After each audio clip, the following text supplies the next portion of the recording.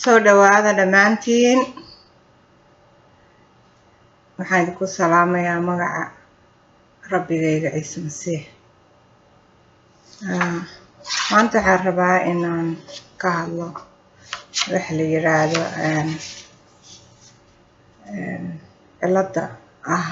cilada noo keenaysa inaan nabad heli weyno, cilada noo keenaysa in ilaahay naga fogeyso, taasoo aniga ila noqotay muhiim.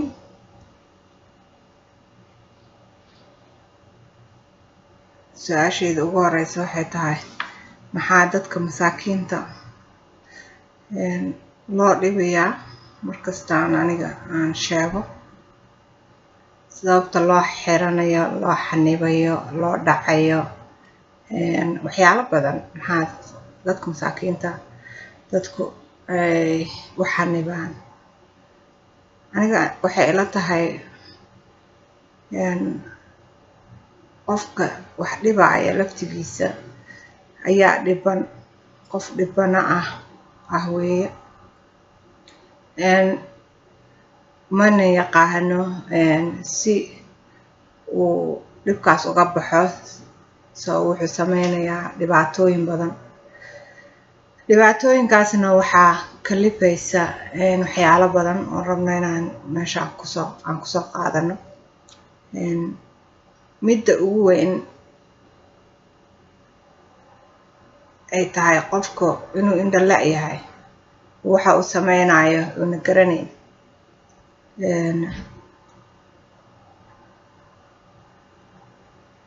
dad badan waxaa laga yaabaa haddaan iraada indho la-aan baa wax noo keenaysa, anigu indhala waa leeyahay inay dhahaan. indhaha aan ka sheekeynayo maaha indhaha ma aha wax lagu arkay, waa indhaha qalbiga. indhaha qalbiga dadka inta badan ma lahan, taasaa keenaysa marka inay dhib ku dhacaan. qofku inuu dhib sameeyo, wax sameeyo, dad markaati beena ku sameeyo, dhibaato ku sameeyo, wax dhaco, cidiisa u hiiliyo, ilmihiisa u hiiliyo, faamilkiisa u hiiliyo, qabiilkiisa u hiiliyo. isagoo dhan maanta oo dhan wuxuu daliilsanayaa qofka markuu wax sameynayo. maaha qof kasta sabab uu ku keenayaa. waan gaajaysnaa, qof baan dhacay,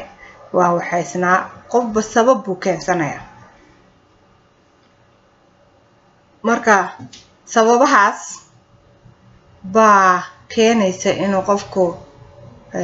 wax u sameeyo sabab. laakiin sababta ugu weyn waxa weeye qofka maskaxdii maxaa la dhahaa, indhaha aragtidii ma lahan oo qalbiga ka imaanaysa oo wanaagsanayd. wax wanaagga lagu arkayo ma lahan. marka kitaabka Bible wuxuu ka oranayaa Ishaya 54:17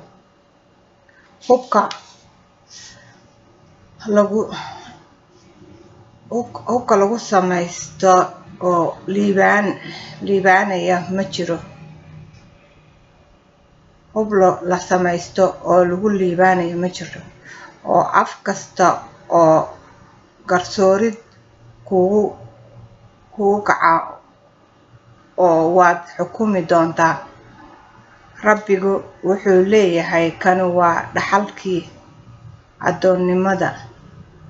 rabbigayga, oo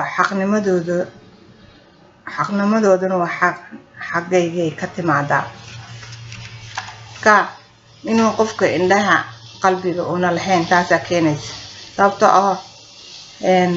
wax kasta waxay ka yimaadaan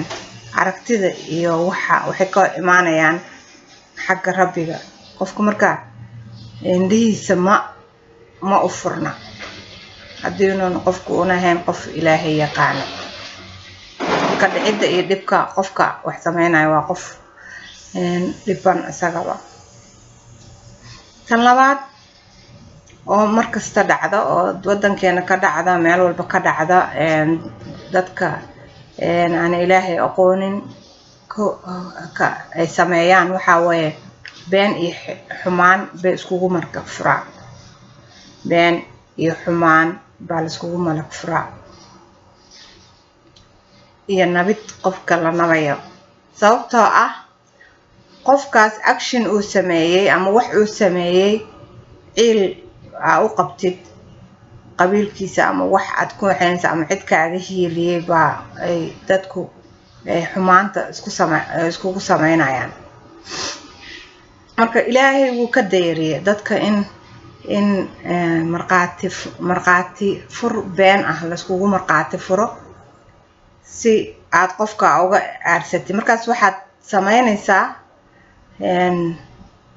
hawshii shaydaanka sababtoo ah waxaa laga yaabaa gabadhaada inay ku dhibto oo ama wiilkaaga ku dhibo ama ninkaaga ku dhibo marka waxaad leedahay sida dadka aad gar ku heli lahayd waa inaa marqaati marag xun oo beena ku furaa marka adaa garta lagu siinayaa saasuu qofku marka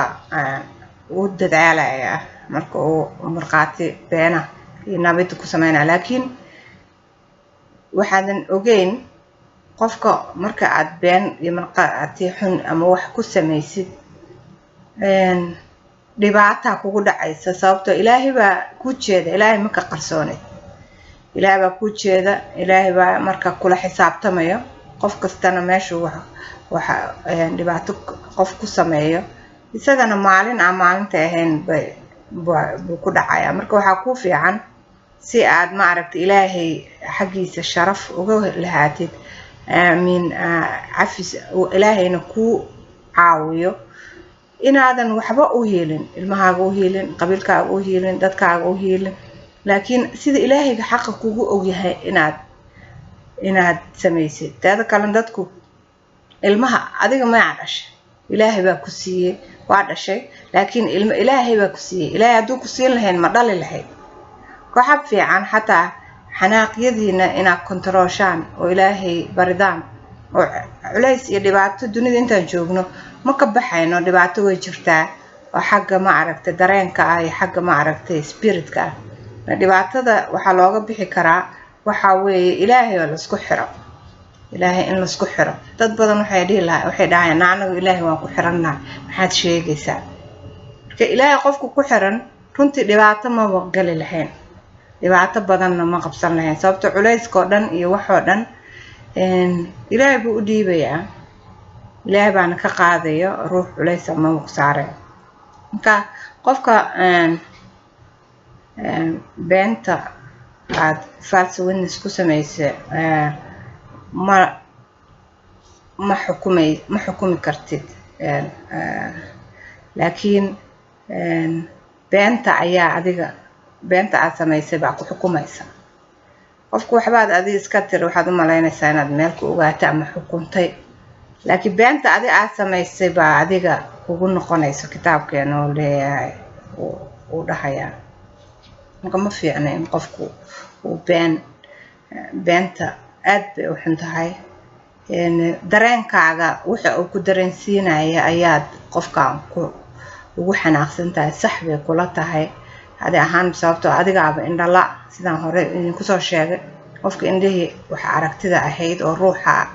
caafimaadka qabay lahaa ma haysto marka saasha meesha imaanaysa waxa waaye yaa xukunka leh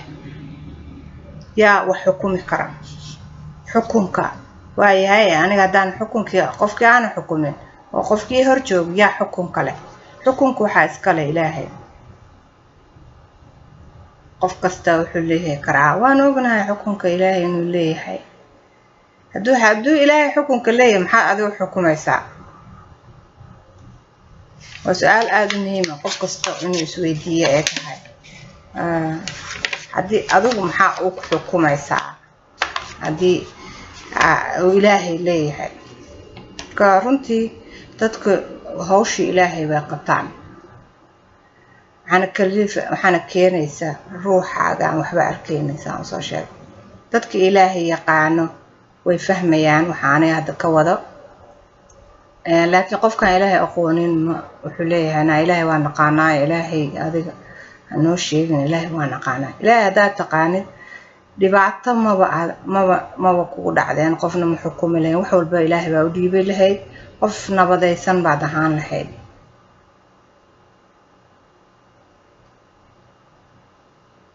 qofkaan ilaahay aqoon ma fahmay laakiin ilaahay yaqaan oo fahmay runtii dad badan oo dhahaya ilaahay waa naqaanaana ma ahan inay tahay macnaheedu inay yaqaanaan qofka ilaahay yaqaano ilaahay baa garanaya qofkaasna ilaahay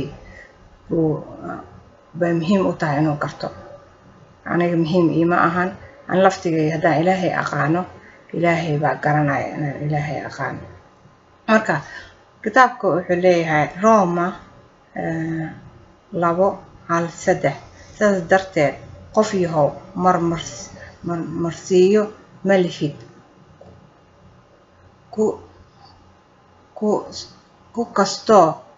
tahayba kaaga wax xukuma maxaa yeelay meeshee aad ku kula xukuntid meesha aad ku xukuntid waad isku xukumaysaa dadku waxay u malaynayaan qofkii inuu xukumayo laakiin adaa is xukumaya waayo kaaga wax xukumaa ilaah waa ka gees yahay kuwa waxyaalahaas caynkaas sameeya sida runta ah qof yahow ma waxay kula tahay kolkaad xukuntid kuwa waxyaalaha caynkaas ah sameeyay oo aad isla wixiina samaysid inaad xukunka ilaah ka baxsan doontid ma waxay kula tahay markaa xukuntid oo adiga adaab is xukuntayba qofkii aad isleedahay xukuntay laakiin adaab is xukuntay markaas adaab is xukuntay xukunka ilaahay baa kugu dhacaya marka iska ilaaliya in maxaa la dhahaa marqaati beena iyo dadka aad dareenkaaga aad adiga dareemaysa inuu adiga ka hiiliya ama cidaada ka hiiliya ama waxaa rabto qofka sameyn waaye oo cunugaygi waa imaqli waaye waan xirayaa waan dhigayaa ninkaasaytu way iga tagay faamilo kale ka soo horjeesta waan xirayaa oo ma ahan ka xukunka ilaah baa iskale haddaa xukuntid qofkana adigana xukunka kugu dhacaya iska ilaaliya walaalo naftiina ha u malaynaa qof xaligeysaan miskiin ah laakiin adaa is xalibaa because qofka miskiinka ah ilaah baa u jeeda dhibka aad ku sameynaysid ka dhibka iska ilaaliya dadkeena taas way ka maqan tahay sababtoo ah wax naxariisa iyo wax ma aragtay nolol caadi ah maba yaqaanaan muddo badanba marka waxaana keenaysa waa waxyaalo aad loo caadaystay oo qofka laguma jeedo waa saxsantaa qararac beena ka iska ilaali ha u malayn qofka inaad xukumaysid qofka miskiinka xorriyadda ka qaada dhibaato waa u geysanaysaa laakiinse tan kugu dhacaysaa ka badan meeshii qofka aad dhigtid baadna maraysaa soo dunida intaad joogtaan ha ku silcinina xataa intaa rabbiga intaa u tagaysaan waaba sheeko kalaba dunidii idinka isku silcinaysaan soo iska ilaaliya dadka xukuminina soo saasha imaan karto waxaa waaye hadde seebaan ku nabadgelaynaa ilaan wixii dunidii waa dhib sorry dunida dhib baa ka jira sidee baan ku nabadgeli karnaa ilaahay waxaan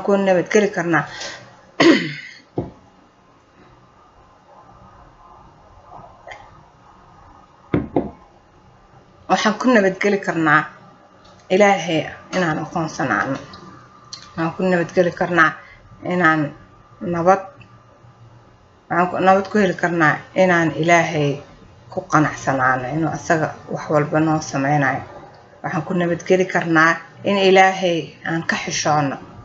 waxaan ku nabadgeli karnaa inaan ummadiisa ay naga nabadgalaan ummaddu markaan nabadgelino annaga nabad baan helaynaa wixii lagu siiyo wax kastoo lagu siiyo ama ilaahay ku siiyo waxay kugu tahay su'aal sababtoo wixii lagu siiyay inaad dhibtin maaha adaa lagu siiyay ma adoonsanaysid laakiin qofkii waad xishmaynaysaa waad jeclaanaysaa maaragtay ilmahaaga haday yihiin hadday wax kale yihiin haddii gift yahay walaalo badan iyo Soomaali badan waxaa jira gift leh oo ummadda u shaqeeya ummadda wax qabta waxa waaye waad jeclaanaysaa siday yihiin waad u duceynaysaa siday yihiin baad ugu duceynaysaa laakiin intaa ka xanaaqdid xabsi ma dhigaysid ama ma xukumaysid ama been ama dhibaato kuma sameynaysid taas ma fiicna marka rumaysadka waa muhiim rumaysadka marka maxaa laga heli karaa rumaysadka Ilaahay qofku muxuu ka heli karaa ilaan dad aan aqoonina jira inuu Ilaahay jiraba inuu Ilaahay ay haystaan u maleeyo rumaysadka inaa rumaysadaysatid in kale waxaad ku kala fahmi kartaa sida tan kitaabku wuxuu leeyahay Roma 5:1 sidaa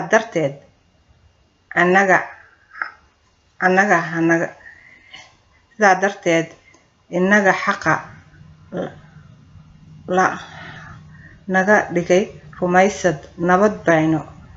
xaq Ilaah ku haysanaa marka qofku markuu Ilaahay aaminsan yahay nabad buu haystaa soo dhibaataba ma haystaba qof dhibbanba ma ahan qof oo wax gacan ku dhagan maba ahan qof oo wax dhibayaan ma aha rabbigeena Ciise Masiix kan xaqiisa aynu ka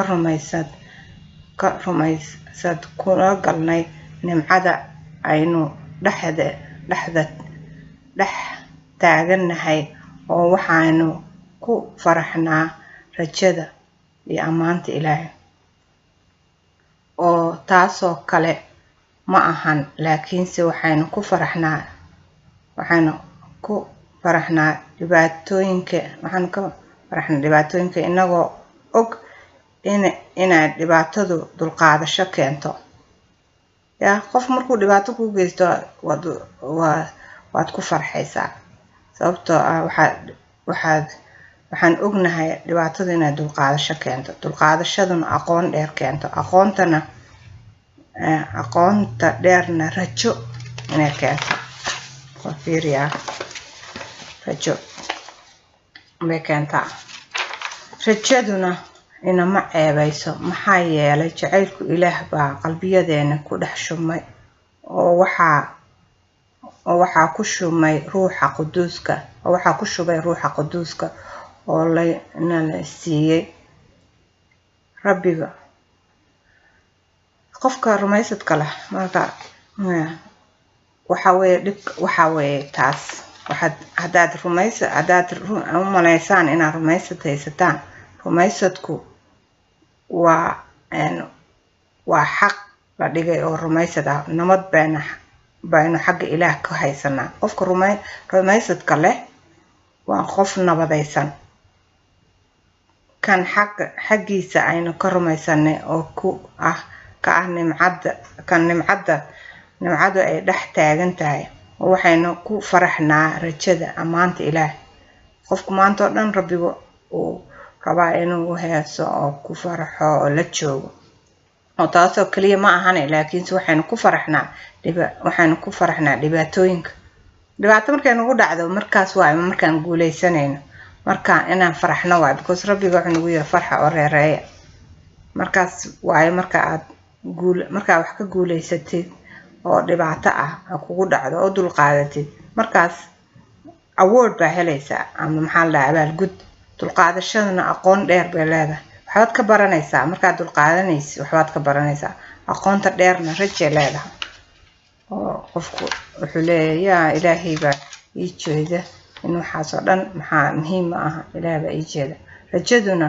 inama ceebaynayso because rabbigeena baan rajo ka leenahay maxaa yeelay jacaylka Ilaah baa qalbiyadeena ku dhex shumay oo waxaa ku dhex shubay ruuxa quduuska oo Ilaahay siiyay waxaa ayadaas ku soo celinaya waxa waaye dadku waxay dhahaan waxbaan aaminsanahay waa sax anigu waan aaminsanahay rumaysad waaye waa run waxbaan rumaysanahay Ilaahay rumaysanahay marka haddaad rumaysan tahay sidaas ma u dhaqantaa ruux quduuska awooddaas ma haysataa ma ku siiyo ruuxa quduuska awoodaas because qofka aanan haysanin rabbi ma haysto. taas waa aayadda ugu soo celinaya. rabbigu waan u wada simannahay, qof kasta oo doonana wuu helayaa, oo maaha qof kaliya inuu rabbiga haysto. culaysyadeenna oo dhanna isagaa naga qaadayo, oo waxaan ognahay wax kasta aan isku halayn u sameyno waan helaynaa. wax kasta macnaha maanta dhib iguma dhacay sababtoo ah rabbiga ila socda haddaan iraado waan helayaa. maanta halkaasaan marayaa, dhibkaas baan marayaa, waxaasaan marayaa, laakiin rabbiga ila jiro. marka waxaad helaysaa isku kalsoonaan. qofku waa inuu hadduu rabbiga haysto isku kalsoonaan u helayaa. dulqaadasho asaga samayn karin buu helayaa sababta ruuxa quduuska siinaya, oo ah maaragtay ilaahaygeena na jecel oo nala jooga, oo anaga waxaana shaqaysanna siiyey. waxaan ognahay wax kasta oo aan helnayna waxa uu doonayaa adoomadiisa inay toobad keenaan. waxaan ognahay si uu u caawiyo. inaga oo dhiban kulligeen ma samayn karno, xataa haddaan isku darno anagoo ilaahay naqaano, haddaan isku dayno in aan ilaahay aqoonin, macnaha haddaan isku dayno inaan wax wanaajino, wax sameyno, hagaajino, ma samayn karno. waxaan u baahannahay rabbigu inuu na kaalmeeyo. isagaan u baahannahay kulligeen. ama qof isdhahaya waan aqaanaa oona aqoonin ahow, ama ahow qof yaqaana, qof aqoonin oo u maleeyo inuu wax kale macnaha inuu yaqaano maleeyo. qofka hadduuna dulqaadasho lahayn, awoodaas lahayn, una qofka maxaa la dhahaa qof kale wili suran yahay, qof kale dhibacayo, waxaa waay rabbiga ma ag joogo. rabbigu wuxuuna leeyahay toobad keena. dadka sii daaya aad xanibateen. dadku waxaan u malaynaa kaliya waxay u qaadan karaan kuwa xabsiga galay, laakiin ilmahaaga ha dhibin, dadkaaga ha dhibin, ninkaaga ha dhibin, magaaladaada ha dhibin, dadka qabiilkaaga ha dhibin, dadka dariskaaga ha dhibin oo kaa qabiilka duwan. dadka dhan ha kaa nabad galaan in the sake of God, macna ilaahay dartiis ha kaaga nabad galaan si adigana awood u heshid. laakiin intaasoo dhan waxaa lagu samayn karaa qofka inuu ilaahay weydiisto, inuu badbaadiyo, inuu culeysyadiisana u dhiibto. markuu badbaadiyo culeysyadiisana ka qaado, saas buu ku samayn karaa. waa mahadsantiin. rabbiyo ilaahayo, waxaan kaa codsanaynaa inaa culeysyadeena oo dhan naga qaadid. rabbiyo waxaan kaa codsanayaa rabbiyo kuwa dhiban, walaalaha soomaalida oo dhan kuwa dhiban dhibka ka qaad. kuwa ma aragtay ku doodoonaya rabbiyo ha ku helaan. rabbiyo kuwa aan ku aqoonin ha ku gartaan, kuwa aan ku maqlin ha ku maqlaan. rabbiyo qalbigooda u fur. qof weyn oo Soomaaliya wuxuu soo leeyahay ilaahay baan aqaanaa, waan u sujuudayaa, waan haystaa, haddana ilaahay ma haysto. soo rabbiyo shaydaanka confusekiisa ka qaad, culayska ka qaad. rabbiyo adiga ha ku bartaan, adiga ha ku yimaadaan, adiga ha isku kaa haleeyaan, iyaynan culayskaas la kufin. rabbiyo adigaan ku baahannahay. Soomaaliya oo dhan u imo, dhibaatada rabbiyo ka saar. adiga unbaa ku baryeena rabbiyo, because adiga awood leh, adigaanan soo heli kartid ilmahaaga mid u soo heli kartid. rabbiyo inay issaamaxaan kuwa dhibka galiya, inuu saamaxo ilaahay dartiis. kan ma aragtay maqaati beena ku sameeyo qofka inuu ka toobad keeno. rabbiyo ilaahayo Soomaaliya u imo. rabbiyo adaa awood leh. rabbiyo adaa awooddaada ku noqon kartaa. rabbiyo bad ilaaho bar Soomaalida sida iskugu dulqaadan lahaayeen. intaasoo dhan waxaan kugu weydiisanayaa magaca wiilkaaga Ciise Masiix. amiin. thank you walaalayaalo. intaasaan rabay inaan la qaybsado waa mahadsantiin rabbigaa idin barkeeyo